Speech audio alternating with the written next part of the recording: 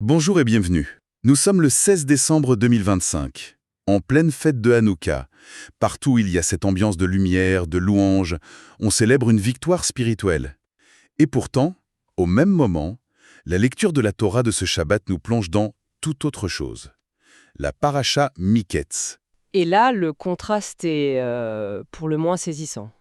Saisissant, oui. Miketz, c'est l'angoisse à l'état pur. Les cauchemars de Pharaon, les vaches maigres qui dévorent les vaches grasses, la famine, et Yosef, seul au fond d'une prison en Égypte. On est dans une obscurité quasi totale. Absolument. Et ce qui est fascinant, c'est que la pensée juive, et surtout la chassidoute, nous dit que ce n'est pas du tout une coïncidence. Ah, ce n'est pas un hasard du calendrier. Non, jamais. Le calendrier hébraïque est vu comme étant orchestré avec une précision divine. Si ces deux thèmes, la lumière la plus vive et l'obscurité la plus profonde, se rencontrent chaque année, c'est qu'il y a un lien essentiel entre eux, un message à décoder. C'est donc ce qu'on va tenter de faire aujourd'hui. Comprendre pourquoi, au moment même où on célèbre la lumière, on nous demande de regarder les ténèbres en face. C'est tout l'enjeu. Alors, commençons par le début si vous voulez bien. Le tout premier mot de la paracha, Vayehi Miketz Shnatayim Yamim. On traduit par « et ce fut au bout de 2 ans ». Ce mot, Miketz, au bout, ça semble juste être une indication de temps. En surface, oui, c'est purement chronologique. Mais la pensée acidique ne s'arrête jamais à la surface. Elle nous pousse à entendre les échos d'un mot à travers toute la Bible. Et ce mot a un écho particulier. Un écho spectaculaire. Dans le livre de Job, Yov, il y a un verset qui dit « Ketz sam laoshesh ». Attendez, Ketz, c'est la même racine que Miketz? C'est exactement ça. Et c'est là que la perspective change complètement.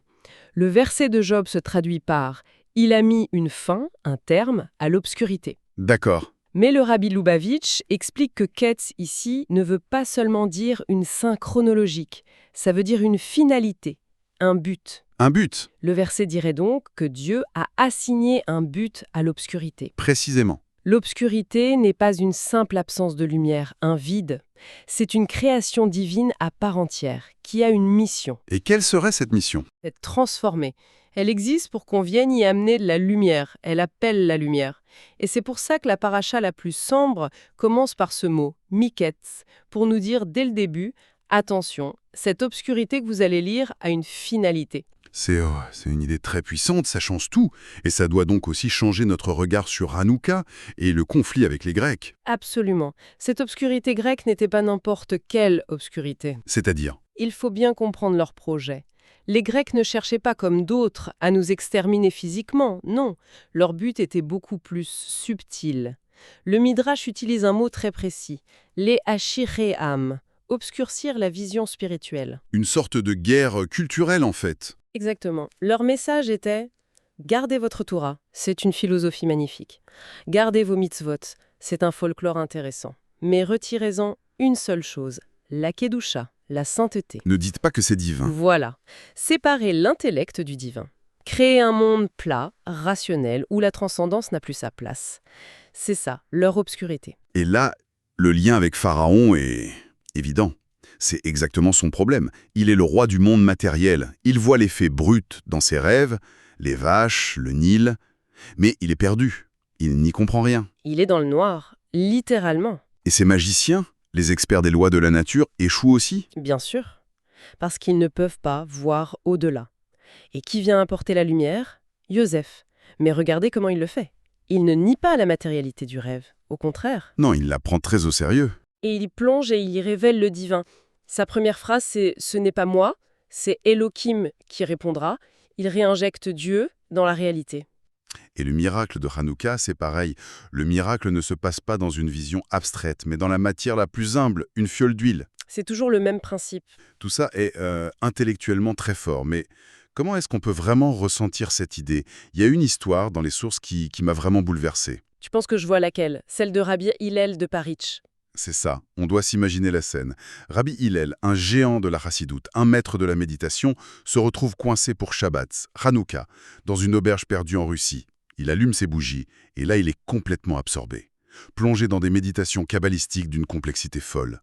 Il pleure, transporté dans d'autres mondes. Et il faut bien comprendre le contexte de cette Russie-là.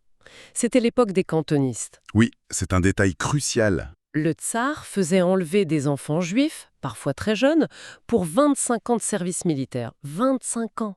C'était un système conçu pour éteindre leur âme, pour les couper de tout, une obscurité absolue. Et voilà que la porte de l'auberge s'ouvre. Un soldat entre. Un cantoniste qui a survécu. Un homme brisé, au regard dur. Il voit le rave pleurer devant ses bougies et lui lance, d'une voix rauque, « Rabbi, pourquoi tu pleures? C'est que de l'huile et une mèche. » La question est brutale, directe. Oui. Et Rabbi Hillel sort de sa transe. Il le regarde et lui dit, avec une douceur infinie, « Je pleure parce que ces flammes disent que même dans l'obscurité la plus épaisse, une petite flamme divine peut tout éclairer. » Et là, tout bascule pour le soldat. Oui.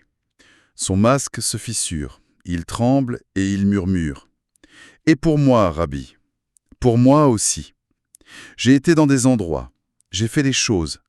Est-ce que dans toute ma crasse, je peux encore allumer quelque chose ?» La question est poignante. Et la réponse de Rabbi Hillel l'est encore plus. Il se lève, il prend la main du soldat et il lui dit « Toi, c'est précisément de toi que parlent ces bougies. Quand un juif comme toi, au fond de l'abîme, soupire une seule fois vers Dieu, cette lumière-là, elle brille bien plus fort aux yeux du ciel que toutes mes méditations ici au chaud. » Cette histoire résume tout. La plus grande lumière ne vient pas des endroits déjà saints, elle vient des ténèbres. Elle est arrachée aux ténèbres. C'est incroyable. Et ce qui est fou, c'est que cette idée se retrouve dans la loi juive elle-même, la halacha. Ah oui, comment ça? La loi originelle de Hanouka, telle qu'elle est dans le Talmud, est unique. L'obligation, c'est d'allumer Alpeta Betomi Baout, Ce qui veut dire à l'entrée de sa maison, à l'extérieur. dehors. Mais c'est complètement contre-intuitif. D'habitude, on allume pour éclairer son propre foyer. Exactement. Et c'est là-dessus que le rabbi insiste. Le but n'est pas d'éclairer l'intérieur, là où il y a déjà de la lumière. La mission, c'est d'éclairer le chouk, le marché, la rue, le domaine public. C'est là-bas que la lumière est nécessaire. C'est là-bas qu'est la mission. Et c'est un modèle qui revient tout le temps, en fait. Yosef ne s'est pas isolé en Égypte, il en est devenu le dirigeant. Les Maccabim ne se sont pas cachés, ils sont allés au combat. La spiritualité n'est pas un refuge, c'est un outil pour affronter le dehors. Donc si on ramène ça à nos vies, en 2025, cette semaine, on retourne au bureau, dans les transports, dans ce domaine public.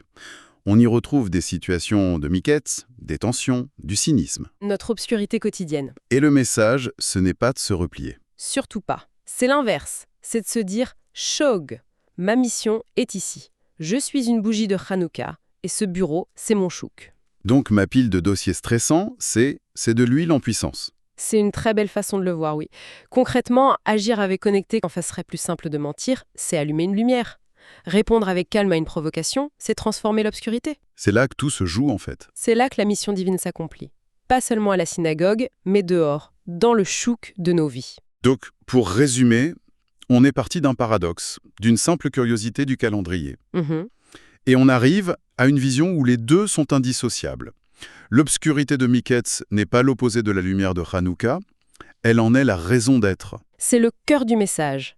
L'obscurité est la condition qui permet à la plus grande lumière d'exister. Et j'aimerais laisser une dernière pensée, si je peux. Bien sûr.